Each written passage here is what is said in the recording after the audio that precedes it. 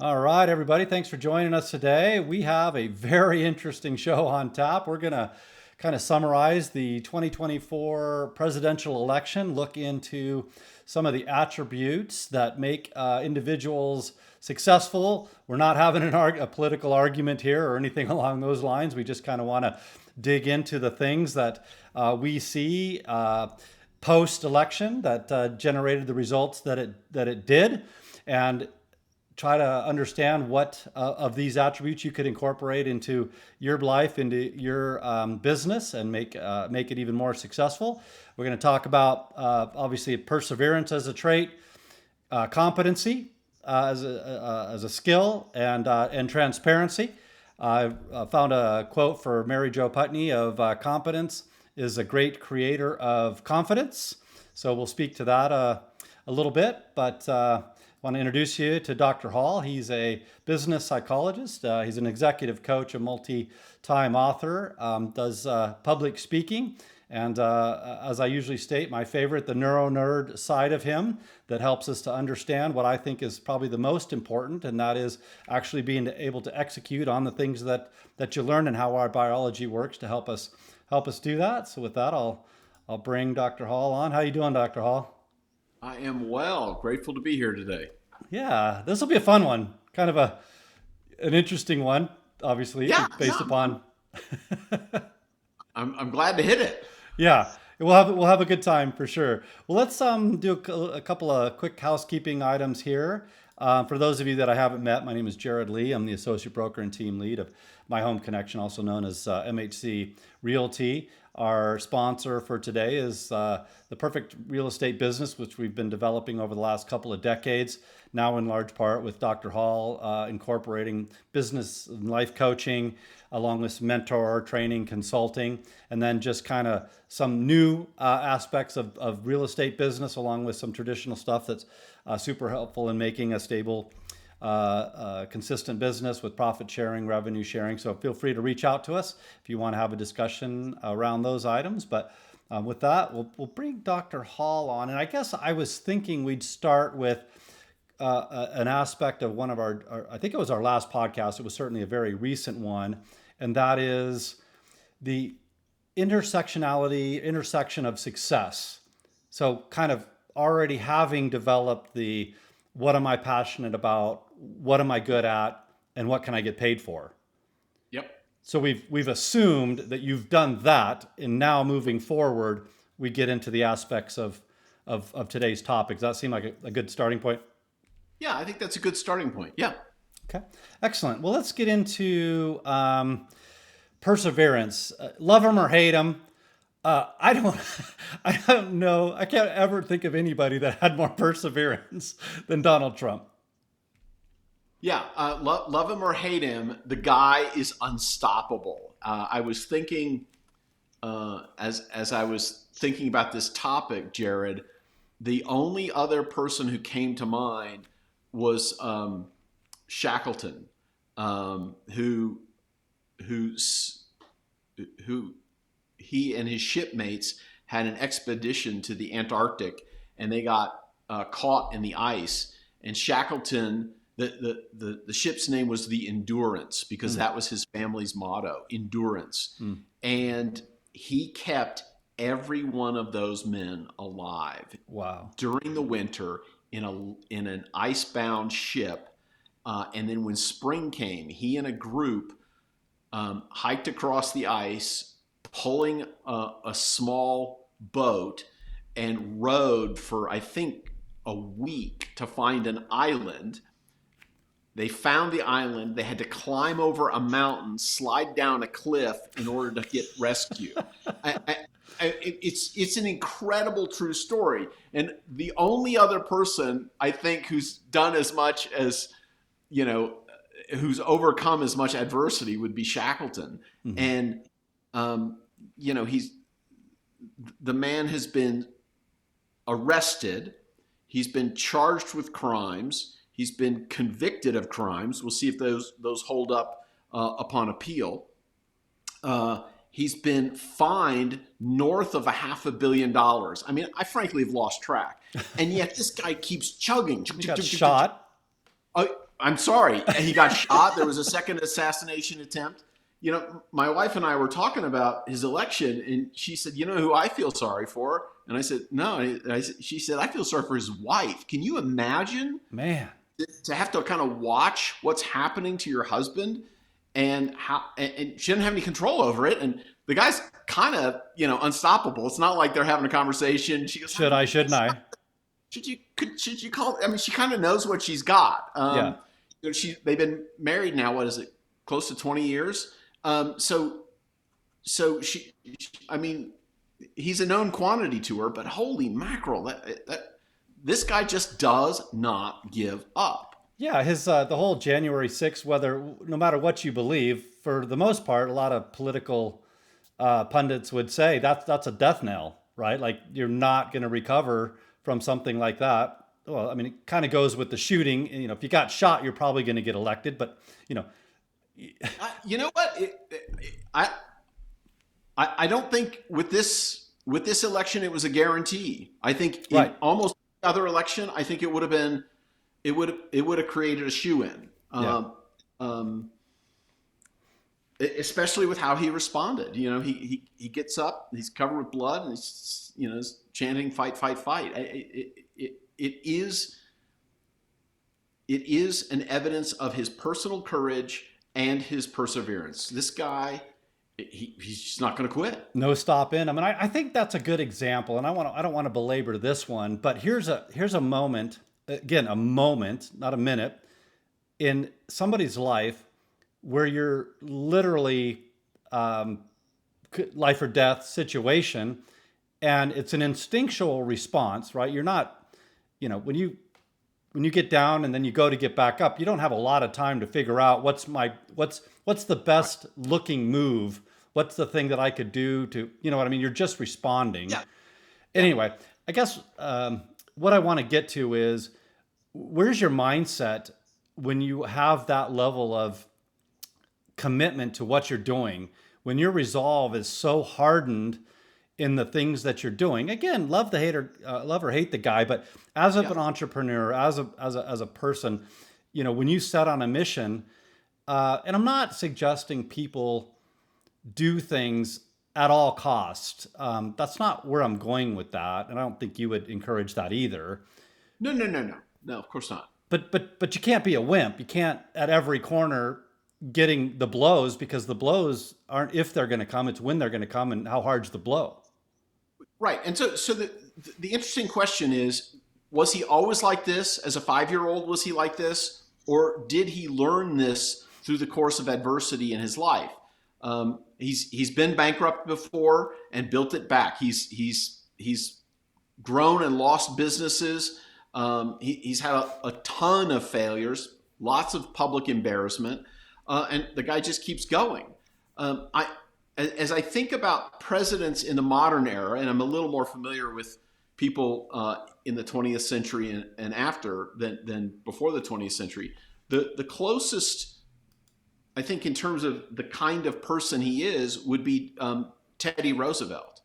And if you don't know history, when he left office, took a term off, and then ran again. He did not succeed in the next run, but while he was on stage, he got shot. And I don't know if you know this story. Teddy Roosevelt got shot in the chest, and he continued to speak for another 30 minutes. That's insane.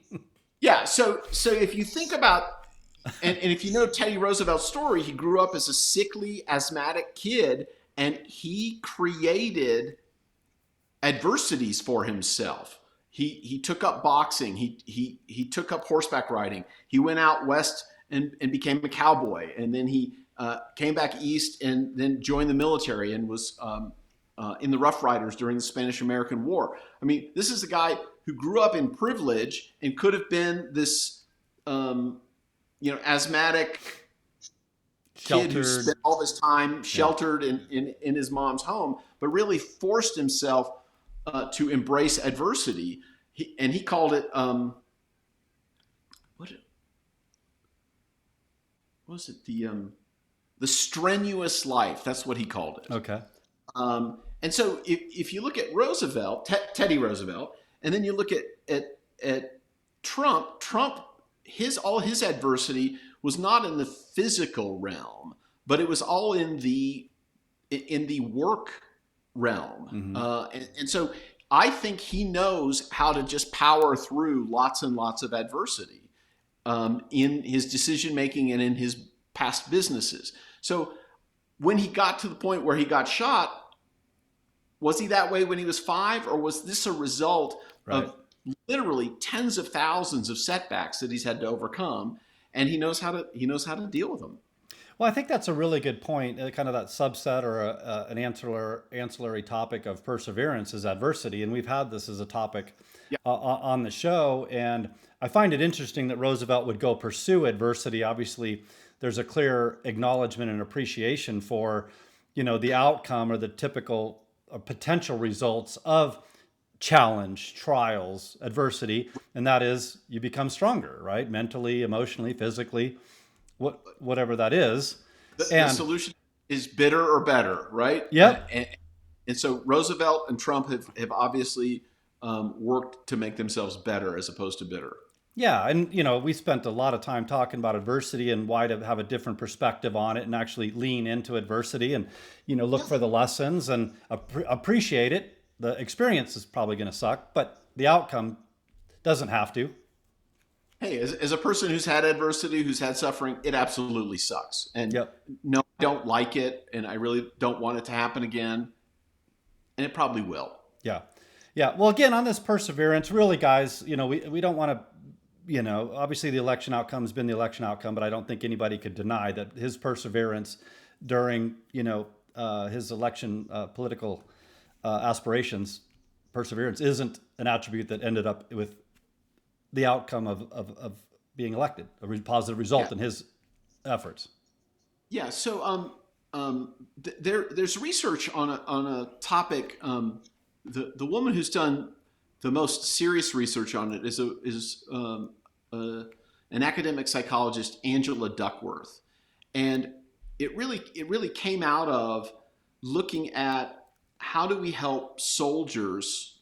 It started out with West Point. How do you help young men succeed at West Point? Can we select young men and women so that they don't flame out at West Point? I think the end of sophomore year is when most of them drop out, and they have a really high dropout rate. And we as the taxpayers are spending about $250,000 a year per student for this experience. And so they were looking to do a better job with selection. And Duckworth's academic advisor was a guy named Martin Seligman, who came up with the concept of learned optimism. And so West Point started looking at optimism as a screen, and it did a great job. I mean, it really improved the retention of students, that if they were more likely to be optimistic. And what Duckworth, her work, went to fine tune it so that it could become an even better predictor. And she came up with a concept called grit. And the two features of grit are passion, just kind of this ebullience about life, that you're really going to get after life, and you're kind of fully engaged. And then passion and perseverance was the second one, that you just won't ever give up. It's never say die attitude. And so those two combinations are grit. And if we look and apply those concepts to Trump, this guy, he does have tremendous passion. I mean, if you hate him, you think his dance, which I'm calling the Trump,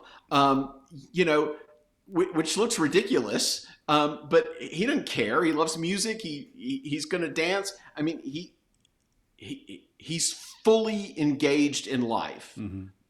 Plus, he's got perseverance. He's got grit in spades. And so, as we look at people like him, we see that they tend to do better in life. Yeah, no, I think that's great insight. I didn't realize that had been looked into so deeply. There's a lot of stuff, the news media looks at pathology. They love to look at pathology. and they love to look at crime, but they don't like to look at solutions. They don't like to look at the peak performance work. And I'm really interested in, okay, I see the problems. Okay, how do we help people do better? And Duckworth's research really has helped us figure out how to help people do better, succeed. Yeah. Yeah. Well, I think it's applicable in a lot of different areas that, well, actually, let me back up. I would say, I'm not aware of any highly successful people that didn't have to have that grit, that perseverance. Hmm. Thomas Edison's often one of the more highly quoted ones, thousands of attempts. I should know the number by now, but attempted a light bulb. And, how many times did he Right. have to fail to find it? But he clearly he was going to persevere in that effort. Right, right. I mean, Edison is famous for that quote, but you can look at his competitor who was misunderstood and uh, um, misrewarded or unrewarded was Nikola Tesla, who had all of that same thing. I mean, the guy was, um, you know, 300 years ahead of his time and underappreciated, and people stole from him. But the guy never quit. He Yeah. just never gave up. Yeah. Yeah. Yeah. So anyway, we just want to, illuminate kind of that as the aspect of if you want results. I got this shirt, uh, and it says you can have results or excuses, but not both. Um, and it kind of fits in this perseverance thing, And I've talked about my thoughts on what an excuse is versus what a reason is. But really, I think perseverance omits as much excuse as you can. Like you're just not going to come up with excuses. You come up with solutions. You come up with, answers. Uh, Yeah. you know, But there is a level of having spine in having perseverance, and not everybody. Some people crumble, and you know, not everybody does persevere. And how do we help those people who don't or can't? But as we're looking for people in leadership positions, we certainly want them to have perseverance and yeah. passion. Yeah, obviously, we've talked about you buy from or you probably even vote for people that like, respect, and trust, right? We've had that on our episodes before. Yeah. But man, you have that kind of perseverance. I don't care even if you don't like the guy, you got to respect the fact that they persevere. You know, Well, there's no you know, stop in them. there's no stop in him. He could have at the end of the last election decided to hang it up and go live a relaxed life. But one of the things he said is, "I'd be bored." Hmm. And what I see in most successful people that I work with is they want to always be producing something good. Hmm. Depending on what their area of expertise is, they always want to be actively engaged in something good. They do get bored. Their mind goes really fast, and they want to keep going. Yeah, yeah, yeah. Elon Musk talks about his mind's always going so fast. He's got to do something with it. It's kind of like a storm Yes. or what have you. So you just keep going. Just yeah, and Musk is again in his own sort of category in terms of the speed with which his brain works. And but it's interesting to hear him talk about um, having to have some problem to solve, whether it be a video game or you know rocket propulsion. But he's got tremendous abilities, and Yeah, so how do we how do how do we help people who, and not all of us, me especially, don't have those same abilities? How do we help those people with some abilities develop more perseverance? yeah, And it really is through adversity. And yeah, and so you start out with little bits of adversity, and they grow and they grow and they grow, and people get stronger because of it. It's yeah. like you start out with the light weights, and eventually you work up to the heavy weights. Yeah, and we do need to move on to the next topic, but I think that's Yeah. a really good point, and I've fallen into this is understanding that you've got to build perseverance, to think that you could handle the weight of what somebody like a Trump can handle. Like clearly, he spent decades, half a century in Yeah. real estate in New York and built up the thick skin and overcame adversity. And, Yeah. it's just like you said, it's a muscle that has to be built up. You don't just instantly become great. I have that mindset and the resolve that I need to be successful in anything I do. No, you're going to have to fail, and you're going to have to overcome that failure to get more perseverance. And anyway, so I Yeah. don't want to belabor that too much, but I thought that was a Sure. good point. And then I debated a little bit on whether or not to talk next about competency or transparency.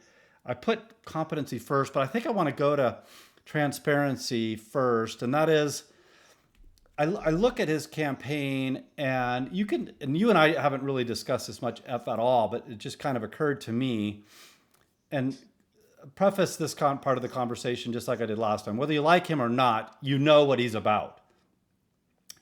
Yeah. I mean, you might like his vibe, or you might hate his vibe, but you kind of know what you're getting. Yeah, he's not, he's not sugarcoating anything. He's not kind of hiding things. I mean, he just, and to his detriment, a lot of times, he just says what he thinks. But my He is point, like a McDonald's Big Mac. It's going to be the same everywhere. Yeah. You love it or you don't, but it's always the same, and that's him. yeah, His favorite food and him pretty much alike.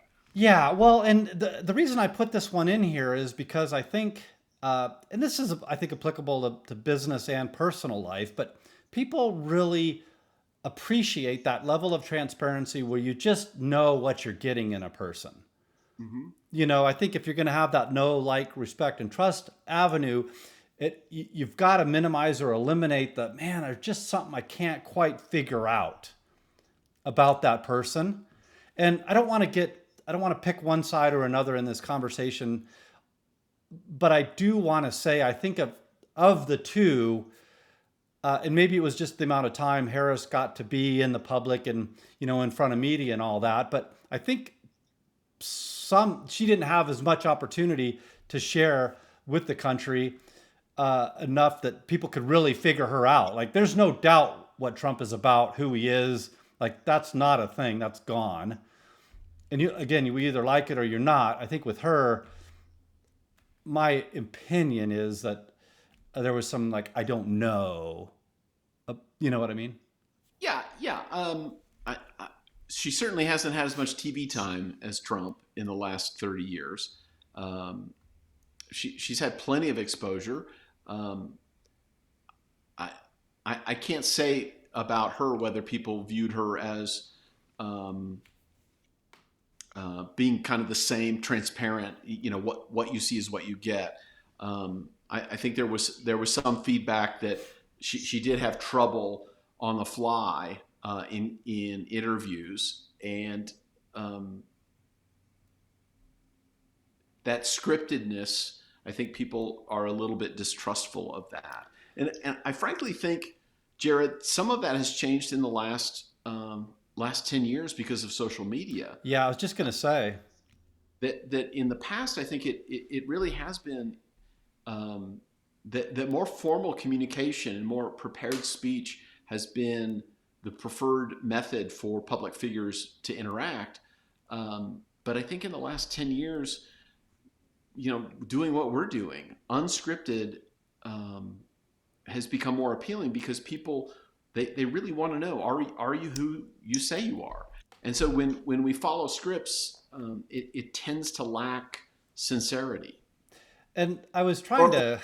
The appearance of sincerity. There you go. And I was trying to figure out, because they are somewhat related. If you're transparent and people know where you are, and is there sincerity? Are you genuine in who you are, or are you speaking to talking points? Are you feeling a need to stay on an agenda or topic points? But I absolutely agree with you. There was, obviously in this whole post-mortem election period, people are thinking, and I think like Van Jones was one of them, and I heard him comment about, podcasts are, like you said, to your point, social media has become a way where people can really find out who somebody is, instead of just these talking points in mainstream media where you get little snippets here and there, to hold an hour, 2 hour, 3 hour conversation.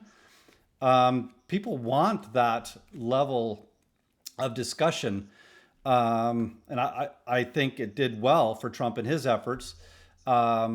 of course, we kind of already knew that, but I think it shed the light on, well, if my opponent isn't going to do that, why not? He clearly used that. Anyway, I'm getting, He did, and you if you followed any of those long form interviews that he did, Theo Vaughn, Joe Rogan, and some of the others.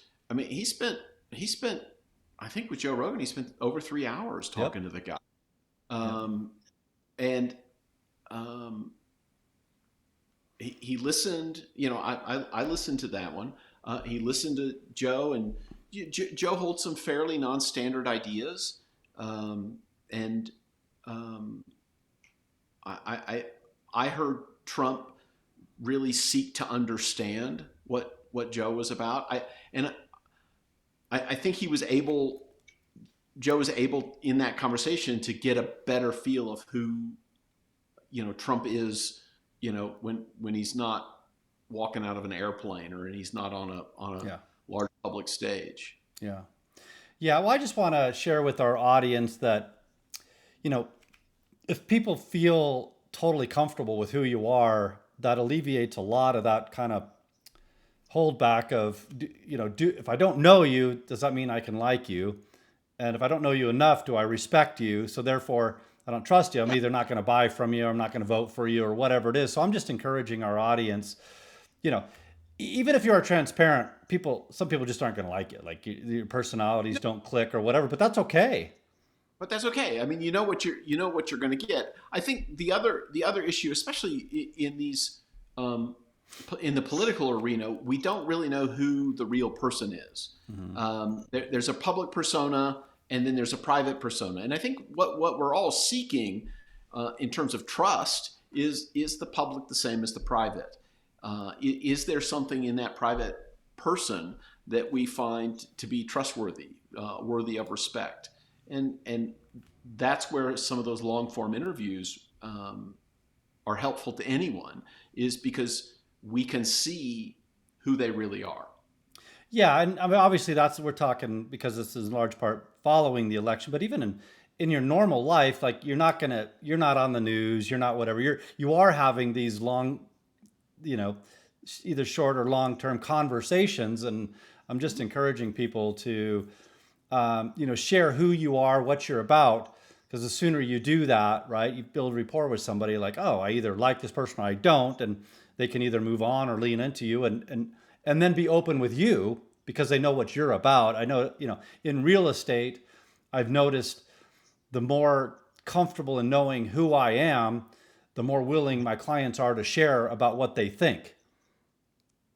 Yeah, yeah. If you're putting forward a false face, extra smart, extra bubbly, extra whatever, people can sense that. Yep. And some people are better than others at sensing that. And if somebody has a uh, really good radar for that, Hmm. you're done.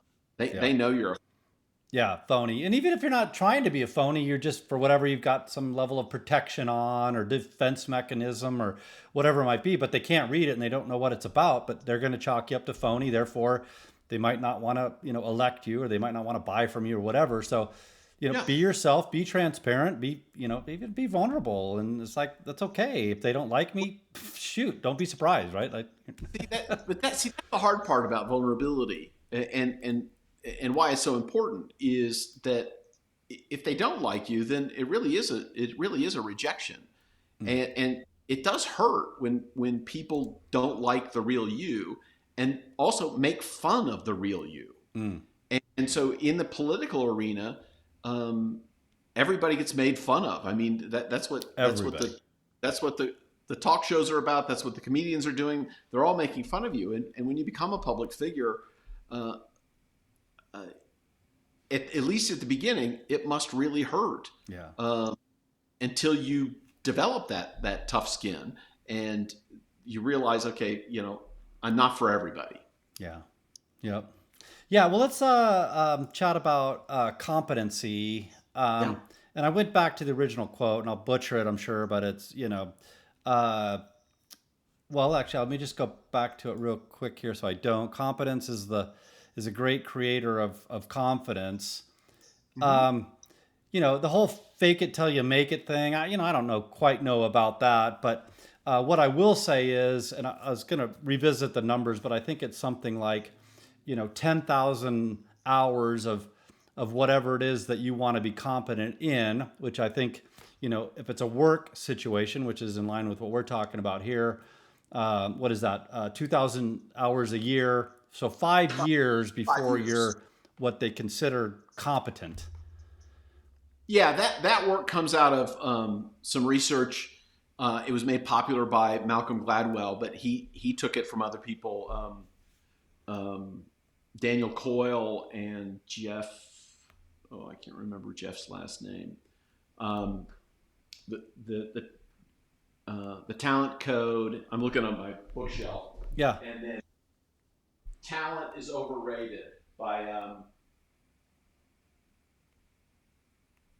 yeah by so talent is overrated by Jeff Colvin and the talent code by Daniel Coyle. Both excellent books. There's been more research on that, and in certain areas, you don't need 10,000 hours. And if you do deliberate practice, which means you consciously go in with a practice um, plan, you can actually reduce it from under 10,000. But all of that goes at that you need practice and rehearsal, and as we talked about earlier, mindset. You need the mindset of, okay, I'm really going to make every minute of this practice count, which gets you to competency, which in her definition gets you to confidence. Mm-hmm. And I always make this distinction that those are sometimes together, but they really are independent variables. There are lots and lots of people that I work with who are supremely competent, but they lack confidence. Mm-hmm. Mm-hmm. And then there's the other side of people who have tremendous confidence but have no competence. Mm-hmm. And the term con man comes from confidence man. Mm-hmm. And it was what con men do is they build your confidence in them, your trust in them without anything underneath. Mm-hmm. So it's imperative for leaders to be good at what they do. Yeah. And like them or not, the guys had plenty of failures. Plenty of businesses have gone bankrupt. Plenty of experiments. An airline, a football team, a casino. I mean, these are all things that he tried and failed at. But he's learned along the way, and Mm-hmm. it seems like real estate is his sweet spot. And I guess apparently TV, though I've never seen any of those shows. Right.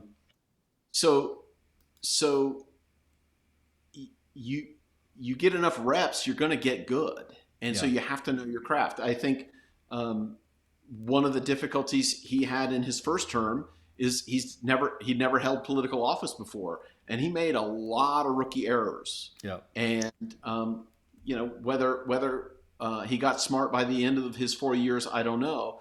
But I wish him tremendous success, and I hope he's learned from those rookie errors in that first term. I hope he's learned in the 4 years intervening, and that he understands how that office works. Yeah. Yeah. Well, I guess the one reason that I wanted to bring it in, because I think it's applicable to him, but also for the viewers to incorporate is, we get a lot of this, this is my side hustle. This is, I kind of do it on the side, in my spare time or whatever, but you're not getting the reps in.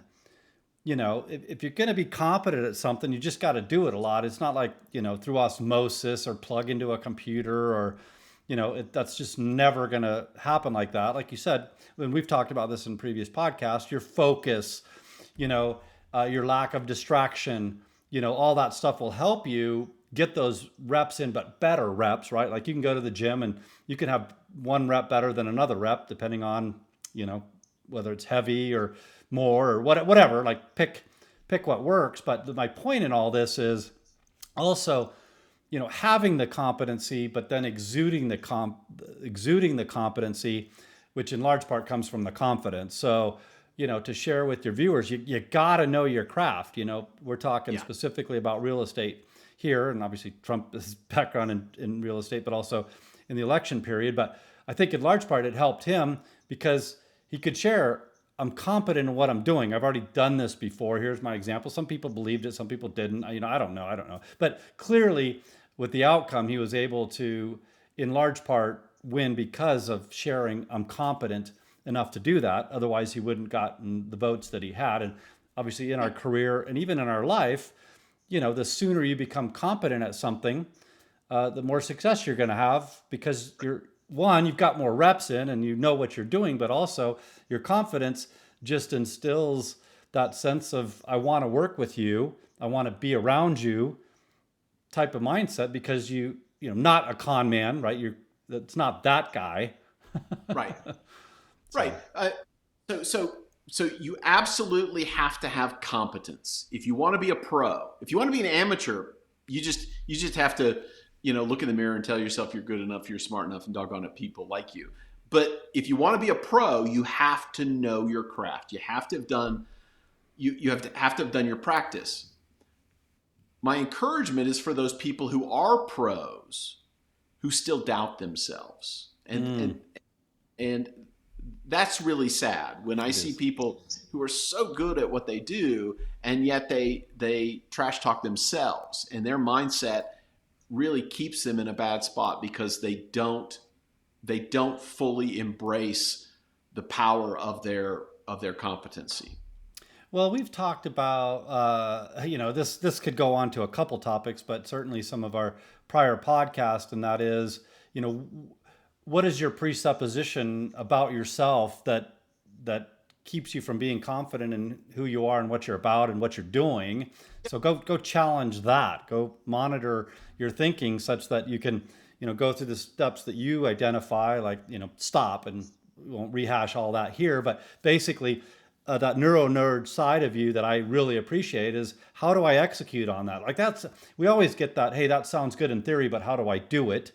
How do I do it? And when I speak to groups, some of the feedback I get is there's not enough specific advice. Well, yeah, that's because there's 100 of you. If I'm talking to you in particular, I come up with lots of specific advice because I have to understand what are your particular habits, and then how do I attach a new habit to habits that you already have? Well, I have to know what those habits are before I can attach something to it. And I have to know what you've succeeded at and why you've succeeded in order to take those habits of practice and apply them to a new situation. So in venues like this, yeah, of course it's abstract, and of course there's not specifics, which is why if you're looking to become really excellent at something, you need to hire a coach or a mentor who's going to help you come up with those specific tactics to improve your life. Mm-hmm. Mm-hmm. Yeah, boy, we've covered a lot of territory, and I hope we didn't ruffle any feathers. We probably did. That's okay, Jared. That was not our intent. He is a singular figure. He is a powerful, charismatic figure, and he will hold a place in history, much like Teddy Roosevelt. And I think when Roosevelt was president and people either loved him or hated him, there was very little middle ground. Well, I think, mature people that want to grow and be better can, they should be able to look at people, you're not always going to like the personality, but you can appreciate their success. Yeah. I'll close with this story that people have said, I don't like his personality. He seems full of himself, blah, blah, blah, blah, blah, blah.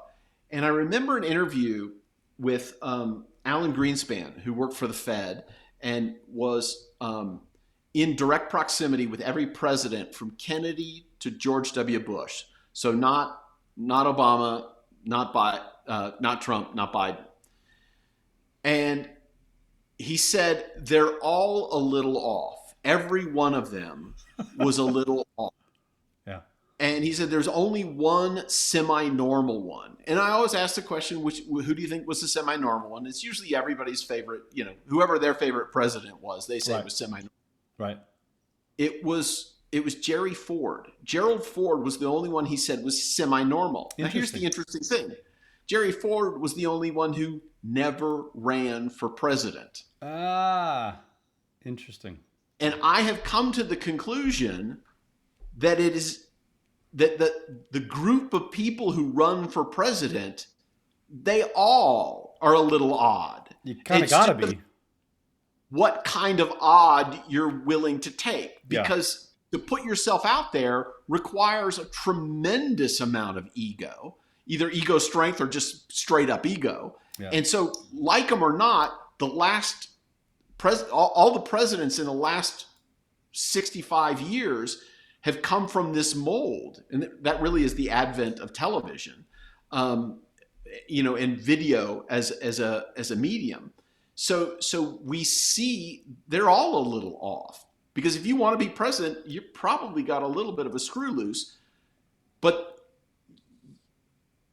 you aspire to do this really particular difficult job. So we've got to expect that with all of our candidates. Yeah. How many really normal, quote unquote, people want to put their whole life out there, be relentlessly attacked and questioned about everything they do, and be, yeah. So there's that. Yeah, there's that. So we'll leave it at that. So, love it. Love it. Regardless of what you think of him, he's a different variety of the same thing we've had for the last 65 years. Yep. Yeah, let's leave it at that. But, I just want to give him credit for the things that I do think that made him successful. Hopefully you can look at that and want to incorporate it into your business and your life and find aspects of that is going to be helpful to you being better, at your personal life, in your business life. But let's share with the folks how they can best get a hold of you, Dr. Hall, or find your tools and resources. You can reach me at my website, drrogerhall.com, drrogerhall.com. You can follow me on social media at Dr. spelled out DOCTOR, Roger Hall. So I'm on Instagram, I'm on X, I'm on Facebook. You can find me in all those places. I have 3 books out: DIY Brain, Staying Happy, Being Productive, and Expedition. And I'm working on my 4th book called DIY Leader Brain, how leaders particularly interact with the people who follow them. And then I have an online course called Freak Out, which is available on my website. And I'm loading up a 2nd course, which you know very much about, Jared. We're loading up the Expedition even as we speak. Yeah, I'm excited. So taking that Expedition book, put it in video format, and making it available, obviously, in that medium instead of book format. Yeah. Yep. Super exciting. Well, anyway, again, guys, hopefully you've been able to listen to the conversation, have some really good takeaways, and we'd love to hear your questions and your comments. So feel free to reach out anytime, and we'd be glad to have a discussion with you. But other than that, thanks again, Dr. Hall, and we'll wish everybody a blessed one. Thank you.